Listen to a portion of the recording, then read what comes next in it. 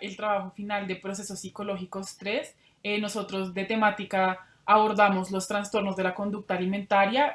observando la salud mental desde el trabajo en redes sociales. Exponemos Camila Ávila, Daniela Roballo, Javier Olaya y Alejandra Cantillo. Bueno, para empezar, vamos a iniciar con el marco teórico con respecto a los trastornos de la conducta alimentaria. La primera fuente que tomamos es de López y Treasure, que hablan de que los trastornos de la conducta alimentaria son enfermedades complejas, multicausales, que afectan en mayor medida a las mujeres, jóvenes, niñas y adolescentes. Estas enfermedades se centran en tener un exceso control con respecto a la comida, medidas y pueden llevar a conductas que pueden ser laxantes, restrictivas o de vómito. Puede tener consecuencias irreversibles en los sujetos que las padecen y es importante para su tratamiento una atención temprana y se encuentra catalogada como una enfermedad riesgosa por la OMS. La segunda fuente que tomamos es la de la Asociación contra la Anorexia y la Bulimia. Esta asociación habla de que los trastornos de la conducta alimentaria tienen una alta preocupación con respecto al peso, a la imagen corporal de los sujetos. Estas enfermedades pueden ser altamente riesgosas. Una de cada 100 personas que las padece puede fallecer por cuestiones de suicidio o desnutrición y puede traer consigo otras afectaciones en otros espacios de la salud.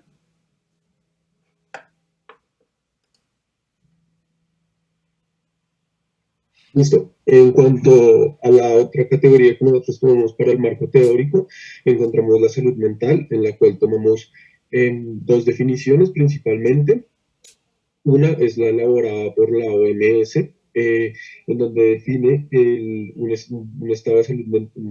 el estado de salud mental como el estado en el que se encuentra un bienestar físico, mental y social,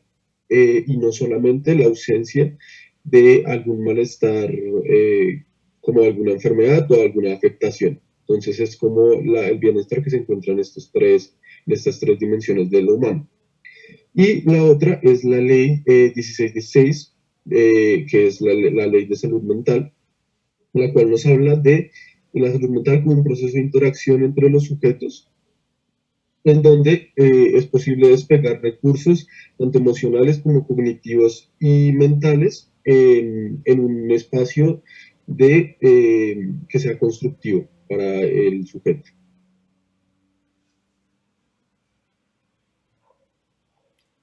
Bueno, entrando en la segunda parte del marco teórico, vamos a hablar tal vez de estos conceptos que son importantes para la construcción de categorías. El primero son los procesos motivacionales. La definición que tomamos es de Reeve, que es un autor que vimos en clase.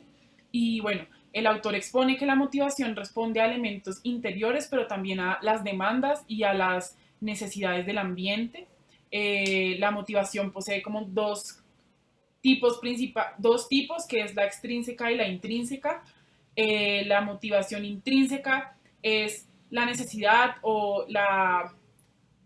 motivación como la fuerza que tiene el sujeto para realizar actividades que sean de su propio interés, que respondan a sus necesidades y deseos y a sus intereses, y esta surge de manera espontánea. La segunda, que es la extrínseca, proviene de los incentivos y de las consecuencias del ambiente. El sujeto realiza algo para alcanzar otra cosa y todo el tiempo se encuentra motivado por actores externos. Y además de esta, las redes sociales, tomando los aportes realizados por Aguirre 2011, el cual nos habla de estas como constructos al interior de los grupos que se conforman por un número finito de sujetos al interior de esta, los cuales se sienten acogidos, identificados en cierta manera por la red en la que se encuentran, en donde además encuentran cierto nivel de representación y construyen valores y formas de organizarse al interior de los grupos en el que se encuentran.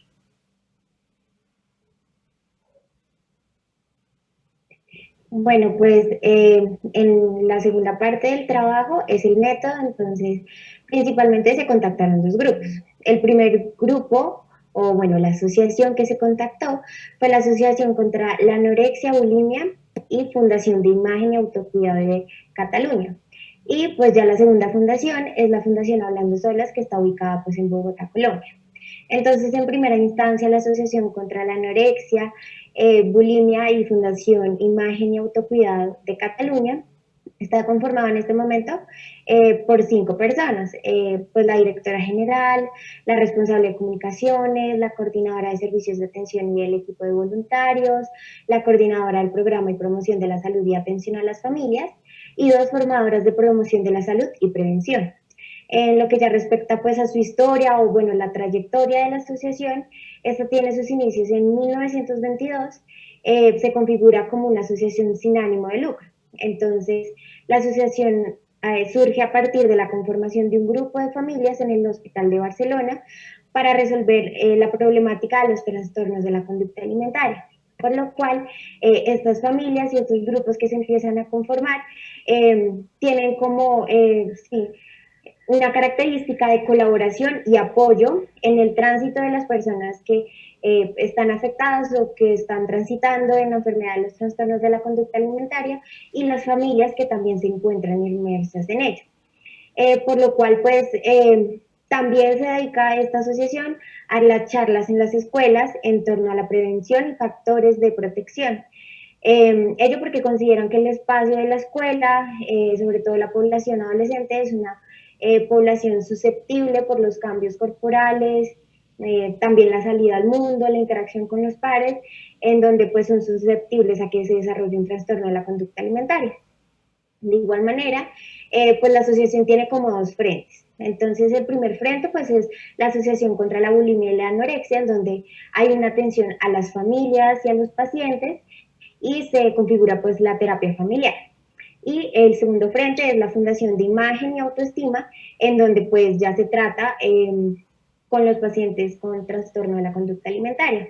De igual manera, algo que ha surgido, si bien se configura como una asociación sin ánimo de lucro, anualmente, si se les pide que pues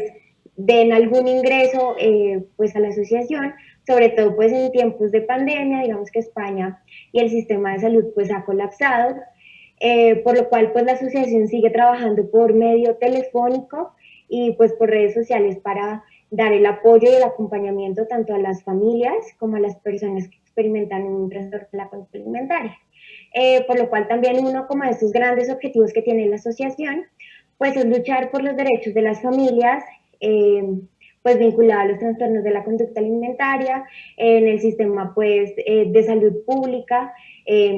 pues en España, como también por el cierre de webs nocivas, pues que dificultan el tratamiento de los trastornos de la conducta alimentaria, como lo son pues Ana y Mía. Sí. En segunda instancia, pues también nos comunicamos con la Fundación Hablando Solas, que está ubicada pues acá en Bogotá, Colombia. Entonces, pues esta fundación se conformó aproximadamente hace 2 años y esta fundación, digamos que se configuró de una manera muy particular y es a partir de la experiencia fundadora y su directora, dado que ella, como en su carne propia, en su experiencia vital, pues digamos que también ha transitado en los trastornos de la conducta alimentaria. Entonces, a partir como de su experiencia, ella empieza pues como a realizar posts en sus redes sociales, en su blog principalmente, y pues esto tiene una acogida inmensa en las redes sociales y esto a ella pues la motiva a configurar pues ya el logo y la estética, pues digamos en parte de la fundación, pero ahí todavía como que la fundación no se había desarrollado a totalidad. Después de esto lo que ella hace es como, sí, tener encuentros con las demás mujeres que también transitan por esta enfermedad, no en grupos terapéuticos, sino más bien como grupos de apoyo y acompañamiento entre mujeres que pues transitan la enfermedad y ya después,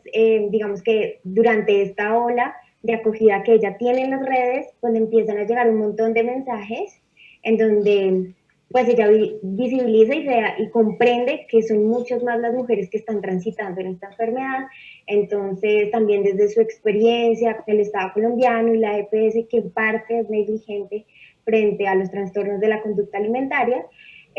pues ella decide ya establecer su fundación de Hablando Solas y pues ya su equipo en este momento pues está configurado por psicólogas, además de una nutricionista y psiquiatra.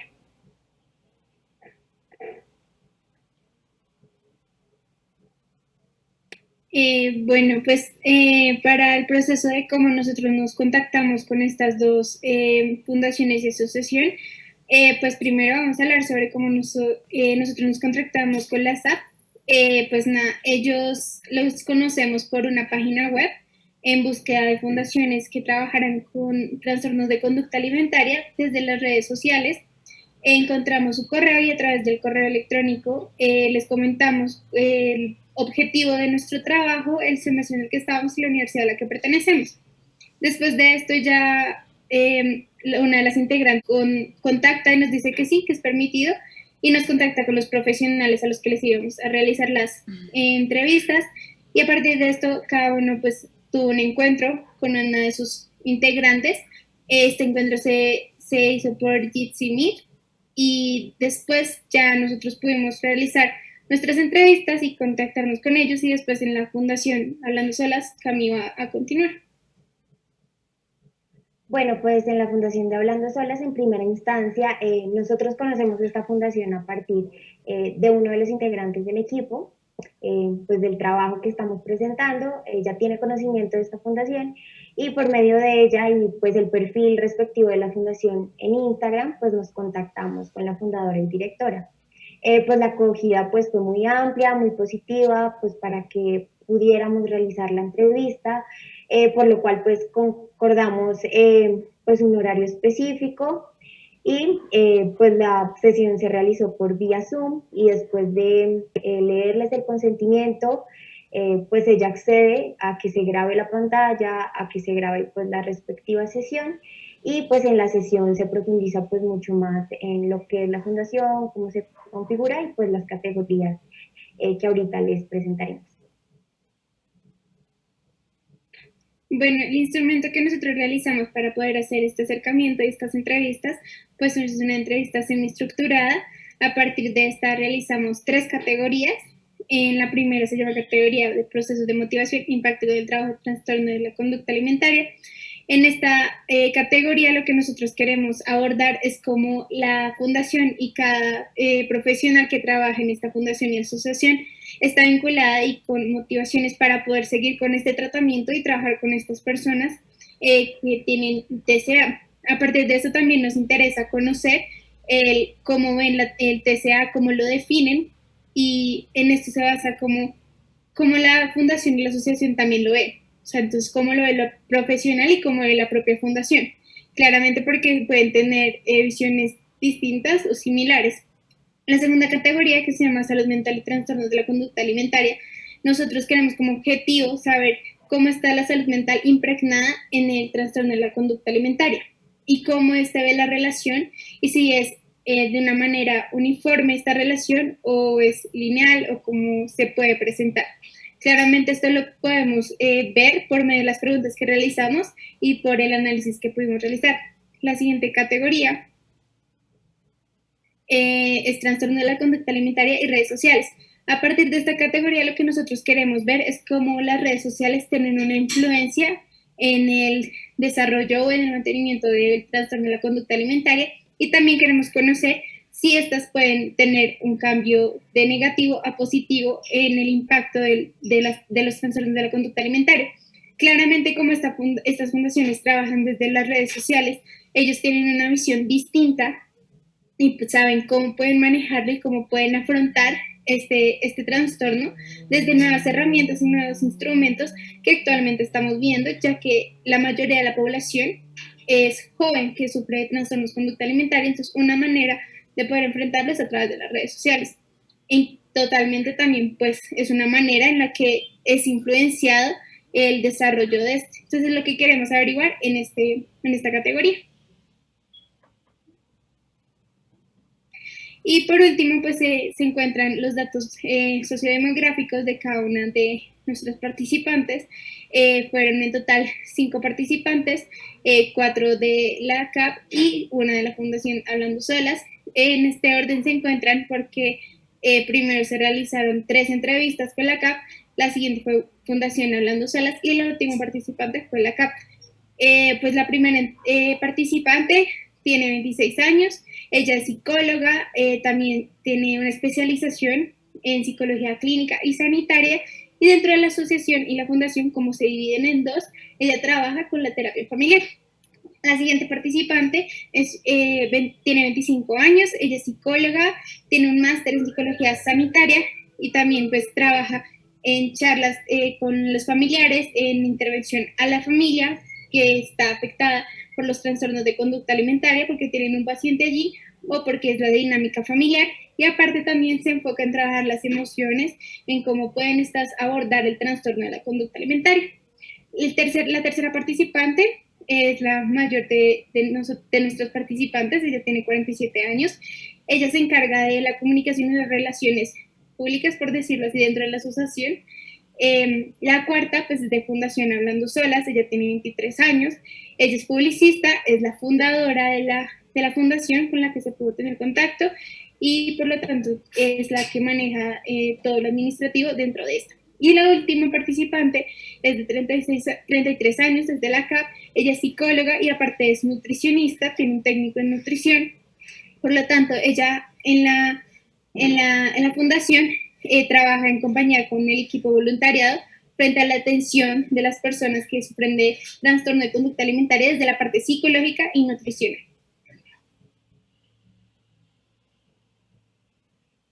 Bueno, ya en lo que respecta pues a los ejemplos de interacciones, vamos a abordar primero pues la categoría 1, que se enfoca en los procesos de motivación e impacto en el trabajo con trastornos de la conducta alimentaria. Entonces, bien, como explicaba Dani,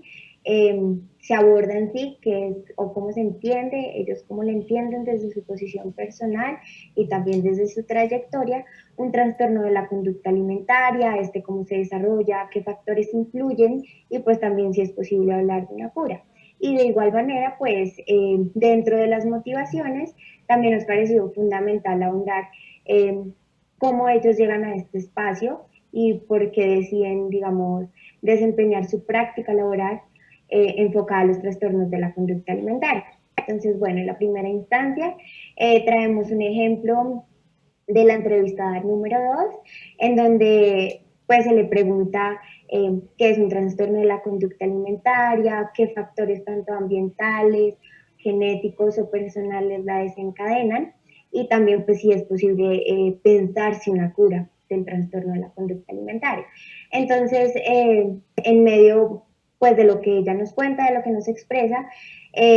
puntualiza que el trastorno de la conducta alimentaria es multicausal, es decir, que muchas cosas lo ayudan a desarrollar, tanto factores personales, ambientales, la sociedad, la familia, y ella considera que uno como estos ejes centrales que experimenta la persona en el transitar en la enfermedad es la baja autoestima. Entonces, por ello digamos que la asociación se enfoca en hacer cursos de prevención y promoción en torno a la salud, frente pues al desarrollo del trastorno de la conducta alimentaria. De igual manera, considera fundamental la autoestima en los adolescentes, dado que pues como que en la época de adolescencia a veces la autoestima, ya lo dice así, como que se encuentra por los suelos, bien sea por los compañeros por los mensajes de los compañeros o bueno, los comentarios que los compañeros hacen frente a la corporalidad del otro. De igual manera, expresa que la personalidad de las personas con un trastorno de la conducta alimentaria se cataloga o se orienta a ser personas exigentes, perfeccionistas. Y ya en lo que radica, digamos, en los factores ambientales y de la sociedad, apunta a estos ideales de belleza que son muy exigentes, digamos que se movilizan en el plano social, que son muy exigentes. Entonces ella dice, bueno, si una persona tiene baja autoestima y la sociedad le pide que para tener éxito tiene que tener un cuerpo de tales medidas y con tal perfección, pues obviamente la insatisfacción va a aumentar. De igual manera, ella acá, digamos que pone un punto muy importante, y es que el trastorno de la conducta alimentaria se manifiesta en la alimentación, pero es un trastorno emocional. Es decir, hay un trasfondo emocional por la cual digamos que se manifiesta esta conducta alimentaria, ¿no? Entonces,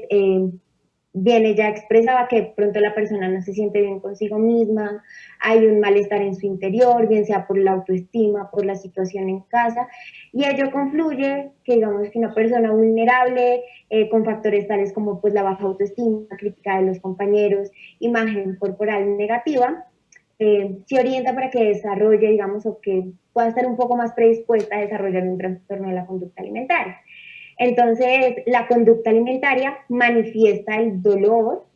que la persona puede estar sintiendo,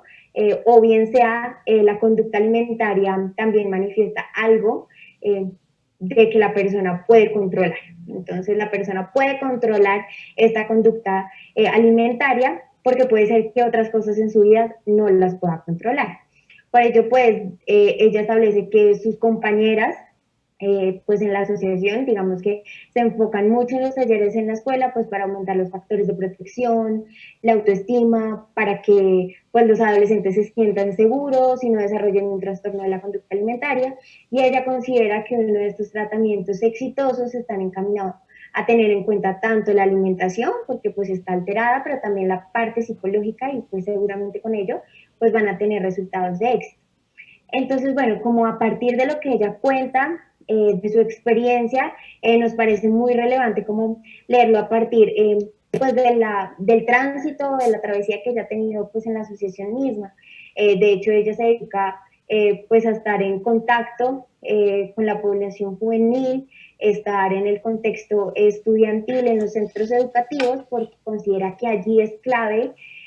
para empezar como a desarrollar todos estos factores protectores para los adolescentes, para poner sobre la mesa esta insatisfacción corporal, la autoestima, digamos que todos estos factores, como bien lo leen desde la asociación, que confluyen para que una persona pueda desarrollar un trastorno de la conducta alimentaria. De igual manera, ella hace hincapié que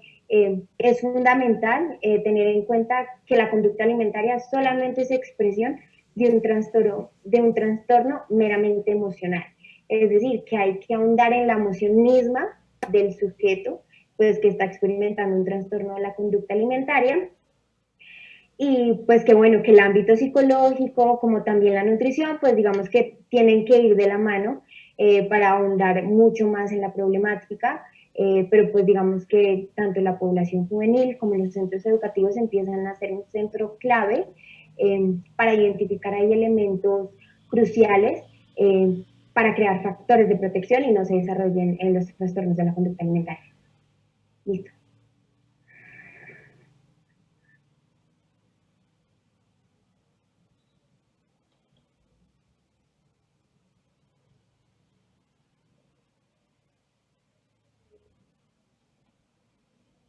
Vale.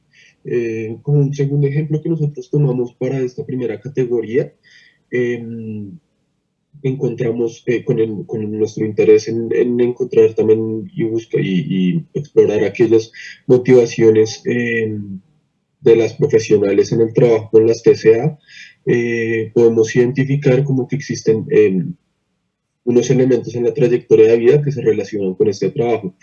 Lo que nos comentaba la revista es que ella nunca ha tenido algún síntoma relacionado con alguna TCA, pero en sus palabras se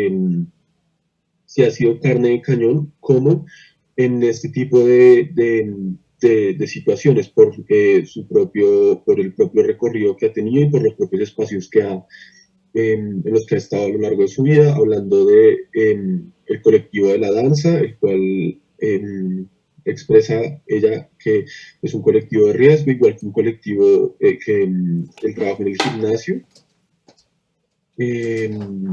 A su vez, en su estudio en el técnico de nutrición también encuentra elementos acá al hablar tanto de la nutrición y de los alimentos y todo ese tipo de cosas. Y nos habla de que desde este momento, desde hace muchos años, antes de estudiar psicología, ya se encuentra motivada y ya sabe que quiere dedicarse al estudio de las TCA. Entonces podemos ver una relación entre los espacios en los que se ha desarrollado antes de tener conocimientos profesionales acerca del tema de las TCA a un posterior trabajo y involucramiento y motivación frente a lo trabajado y frente al querer trabajar en estos espacios.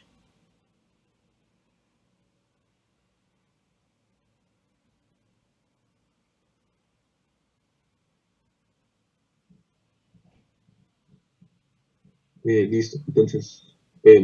ya seguiríamos en la categoría número 2, la cual, bueno, como ya dije anteriormente, la de la salud mental y trastornos de la conducta alimentaria. Bueno, en esta categoría hablamos un poquito de cómo está impregnada pues, la salud mental dentro de la construcción de un trastorno de la conducta alimentaria. Entonces, pues en esta primera entrevista, que es el sujeto número 1, hablamos un poco, ella nos manifiesta más bien un poco sobre cómo la salud mental debe estar ligada a los intereses, a las motivaciones, a los sueños de la persona y cómo se siente el autoestima de la persona. Entonces, para poder tener una buena salud mental, como ella lo manifiesta, es poder tener como estas emociones o estos sentimientos o pensamientos en un equilibrio. Ella claramente lo manifiesta y lo ve así por sus experiencias en la fundación como psicóloga y como estudiante de psicología en algún momento. Entonces, una interacción que podemos ver ahí es como ella, a partir también de sus experiencias, ve el concepto de la salud mental. Y claramente esto cómo afecta su desarrollo dentro de un trastorno de la conducta alimentaria en un paciente. Entonces ella comentaba que, por ejemplo, cuando uno se va a comer X cosa, no significa que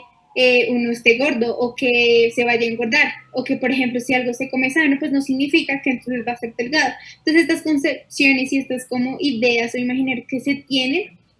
va a ser a través de una construcción, y claramente esto va a afectar la salud mental. Entonces ella nos comentaba es eso, que la construcción de la salud mental va ligada a lo que está pasando también al día a día. Entonces, si esto me está afectando mi día a día, no puedo poder desarrollar mi vida común y corriente, sino que estoy pensando algo constantemente y que me está invadiendo la mente de alguna manera, esto va a crear que yo tenga como un desequilibrio mental, y esto ya no va a ser salud mental. Entonces ella lo comenta por cosas que lo ha visto, por cosas que ha visto, porque en un momento ella dice como cuando te vas a tomar algo, cuando te vas a comer una hamburguesa. Entonces ella pone estos ejemplos porque son de su vida cotidiana y también por el recorrido que ella ha podido ver dentro de esta fundación. Entonces es eso, la concepción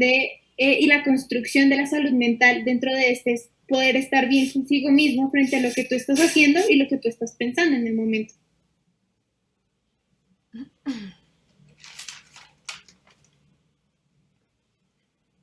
Ok, el segundo ejemplo de interacción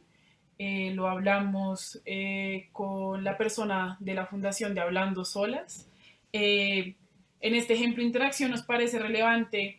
uno, entender que la vivencia de ella es relevante para empezar a hablar del tema de por qué la EPS es un espacio que realmente no permite una atención correcta en lugares como Colombia para los trastornos de la TCA. Ella separa desde una mirada muy crítica del sistema de salud y también un poco desde su experiencia y desde lo que ha escuchado en estos grupos de apoyo a los que asiste,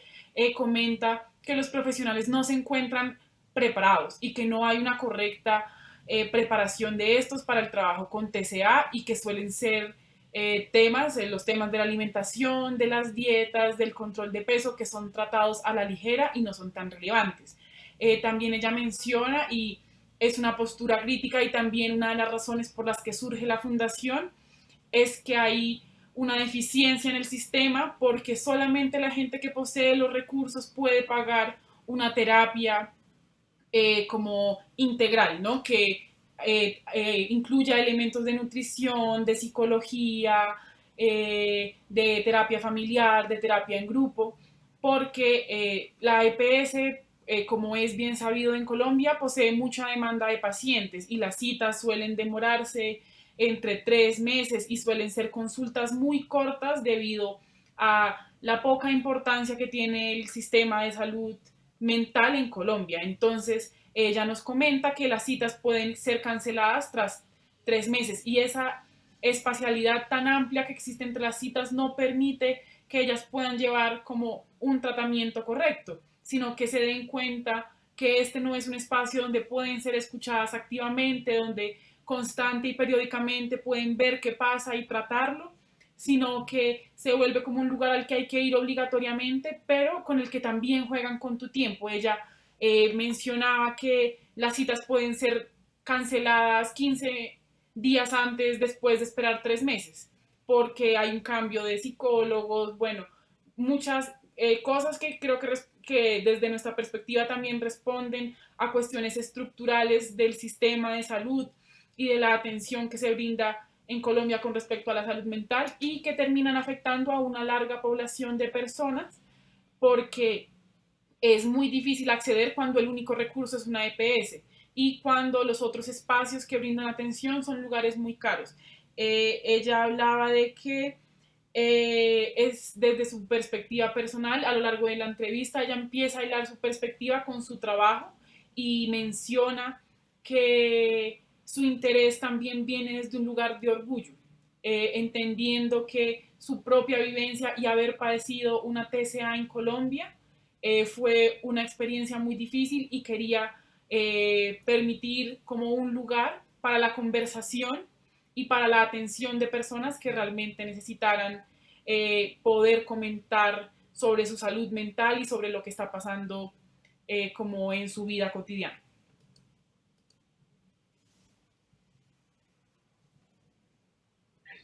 Bueno, en esta tercera categoría que se llama trastornos de la conducta alimentaria y redes,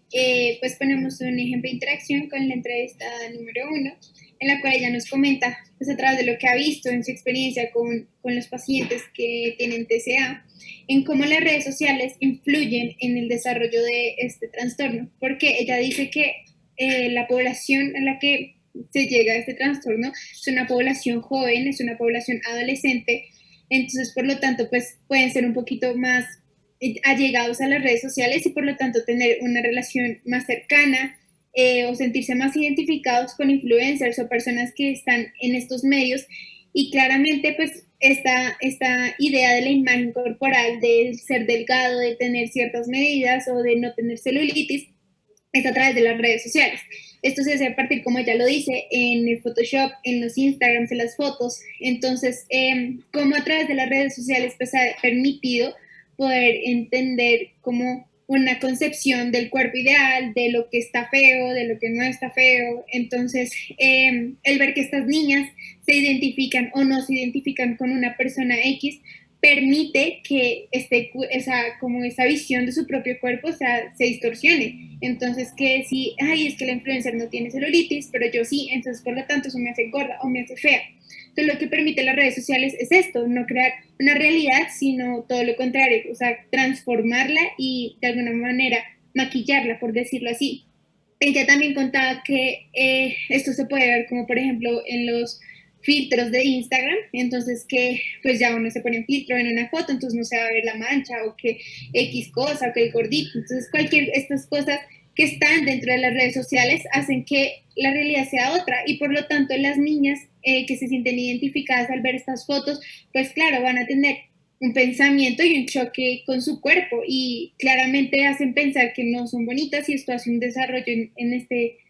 este trastorno. Y lo que ella hablaba es eso, como que ella ve mucho cómo esto de las redes sociales ha como configurado la realidad del cuerpo, tanto de los hombres como de las mujeres, porque ambos sufren de un trastorno de conducta alimentaria. Al ver que no es así, al ver que entonces estos estereotipos es que no tengo celulitis o X cosa y aparte de que la red social me permite a mí disimularlo o no mostrarlo, entonces se naturaliza también el no tener esto y por lo tanto se hace una concepción de que esto es, esto es feo, o sea, ver esto en el cuerpo es feo y por lo tanto como es feo y no lo tiene la otra persona, pues yo no tengo por qué tenerlo y esto hace tener como esa idea de mi cuerpo es feo y como mi cuerpo es feo, entonces no voy a comer, porque pues el no comer es una conducta que está mostrando que hay una necesidad psicológica en un cambio físico no saludable. Entonces ella hablaba de cómo también las redes sociales de verdad se vuelven algo muy negativo en este desarrollo y precisamente se vuelven como una crítica constantemente al cuerpo y por lo tanto pues hay que tener mucho cuidado porque hay ideas que pueden ser normalizadas y que se están normalizando en las redes sociales, y esto ella lo dice por todo lo que ve con sus pacientes. Entonces pues es eso, en esta categoría con este primer ejemplo. Bueno, 16 además de horas. eso, en esta categoría profundizamos sobre los blogs Ana y Mía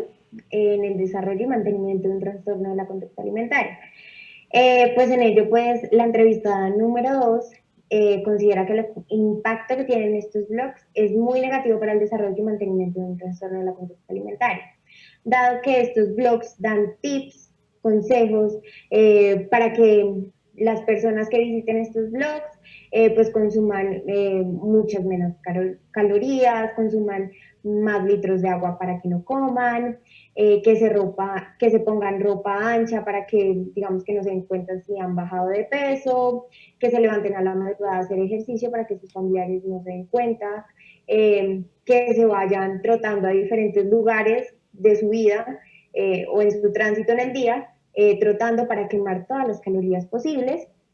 Y ella pues considera que estos consejos vienen de personas enfermas, ¿no? De personas enfermas, que además estos blogs se constituyen y llegan también a personas vulnerables que están transitando en la enfermedad, y obviamente van a resaltar y potencializar pues el mantenimiento y el desarrollo en la misma enfermedad. Entonces, las personas vulnerables que de pronto están inconformes con su cuerpo y entran pues a estas webs, pues siguen todo lo que dicen estas webs,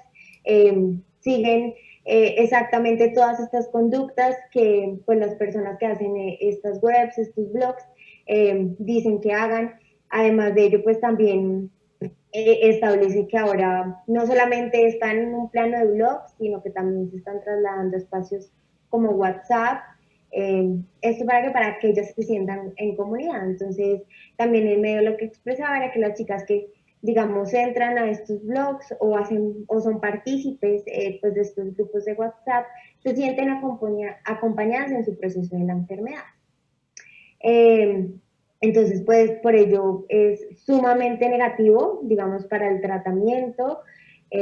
pues de la enfermedad, de las personas que estén transitando en la enfermedad. Y de hecho, pues uno de los objetivos que tiene la asociación es derrocar este tipo pues de webs y pues grupos de WhatsApp, porque pues son supremamente negativos pues para la construcción pues del ser humano y de las chicas en general. Y ello pues también, digamos que menciona acá que por esto es tan fundamental pues ir a los colegios, ir a estos espacios educativos, hablar con los adolescentes sobre estos temas, porque son mucho más vulnerables, pues además en el medio digital, de ingresar a este tipo de webs, de hacer parte de este tipo de grupos de WhatsApp, que van a terminar potencializando y desarrollando pues un trastorno de la conducta alimentaria.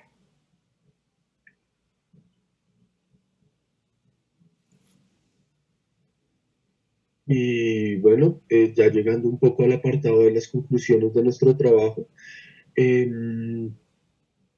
decir que la entrevista semiestructurada dio muy buenos resultados en cuanto a las categorías que se plantearon en un primer momento, ya que por medio de las preguntas logramos dar cuenta de las tres dimensiones y de las tres categorías de las cuales queríamos sondar durante el proceso de investigación. También decir que en las 5 entrevistas se vio una clara como actitud de parte de las profesionales a la hora de querernos dar la información y de compartir con nosotros sus conocimientos alrededor de las TCA. En cuanto a la primera categoría, del proceso de motivación, impacto en el trabajo de los trastornos de conducta alimenticia, pues pudimos dar cuenta de aquellos factores que dan como resultado un trastorno de conducta alimenticia, en donde a su vez pudimos dar cuenta de cómo esto es una enfermedad que altera diferentes dimensiones y no todas las afecta, y no todas las personas se afectan de las mismas formas frente a estas enfermedades, ¿no? Entonces, también elementos en común, como puede ser el poco autoestima bajo el cuerpo de uno mismo y este tipo de elementos, pero no es algo que no siempre tiene que ser tratada desde los contextos y desde la propia persona que lo tiene debido a los cambios que puedan tener dentro de la persona, ¿no? Y también pudimos dar cuenta de cómo casi que en todas las profesionales hay una implicación y una motivación traída de eventos anteriores en relación a las TCA. Entonces podemos ver cómo la historia y la trayectoria moviliza y da como resultado una motivación frente al trabajo en este tipo de temas y como a su vez esto da como resultado un involucramiento más profundo frente al tema que están trabajando, en este caso los trastornos de conducta alimenticia. Bueno, ya entrando un poco en las últimas dos categorías, la segunda categoría de salud mental y trastornos de la conducta alimentaria nos permitió ver, empezando un poco por la CAP, que tienen como una necesidad y hay una importancia de concientizar, hablar de estos temas y que se hablen desde la importancia de las voces y de los sujetos que experimentan tener trastornos de la conducta alimentaria, siendo ellos como un portavoz de lo que está sucediendo, brindando información verídica para diferentes públicos, porque entienden que estos temas son relevantes y afectan a mucha población y es necesario brindar como conocimiento verídico, contrastado, con respecto a la salud mental de los sujetos, porque es algo que va a seguir pasando y a menos de que se tomen como cartas en el asunto y como se mencionaba un poco en su definición, también es importante que haya un tratamiento con tiempo porque puede traer consecuencias tan perjudiciales como la muerte. Y un poco desde Hablando Solas podemos observar que hay una postura crítica desde la fundación con respecto al ejercicio que se da abordando las TCA en Colombia. Es decir, también la fundación y el espacio nace como una respuesta a un vacío institucional que no permite responder ni ayudar a las personas que sufren de un trastorno desde la salud pública, sino que tienen que existir fundaciones que motivadas por cuestiones personales y por intereses muy fuertes y con un compromiso muy alto de trabajar estos temas, surgen para poder trabajar con personas que no tienen los ingresos económicos. Entonces, esta categoría nos permitió ahondar un poco sobre la postura crítica y como con respecto a su forma de pararse en el mundo con respecto a los trastornos de la conducta alimentaria y la importancia que tiene para cada una de estas entrevistadas y estas fundaciones el trabajo y el tratamiento de estos trastornos. Y en la tercera categoría se abordan las redes sociales desde una mirada crítica, como una plataforma que brinda la posibilidad de acercarse a nuevas poblaciones, como lo decía anteriormente, de brindar información contrastada, de dejar de satanizar el tema, sino abordar los datos, las imágenes, los hechos y observar los factores de riesgo desde una posición del cuidado del otro, no como para montar una de estas entrevistas, decía como un circo, sino para realmente trabajar y poder dar cuenta de estas cosas que pueden ser importantes antes de que tenga que llegarse a las condiciones un poco ya de riesgo para las personas. Nos comentaban, por ejemplo, en Cataluña, como para finalizar, y es importante que una de cada 100 personas puede fallecer por esto. Entonces las redes sociales aparecen como un espacio para que los padres, docentes y los propios estudiantes puedan empezar a obtener información que sea verídica y que se realiza con la intención de colaborar y no causar un mayor daño. Y también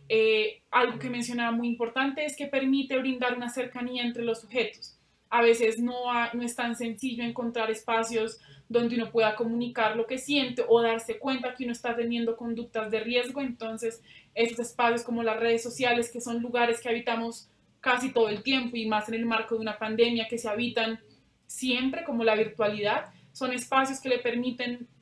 ver a las personas que hay más gente pasando por situaciones similares y que hay líneas de apoyo y de protección cerca a las que pueden acceder para poder mitigar el daño o mitigar o darse cuenta que hay que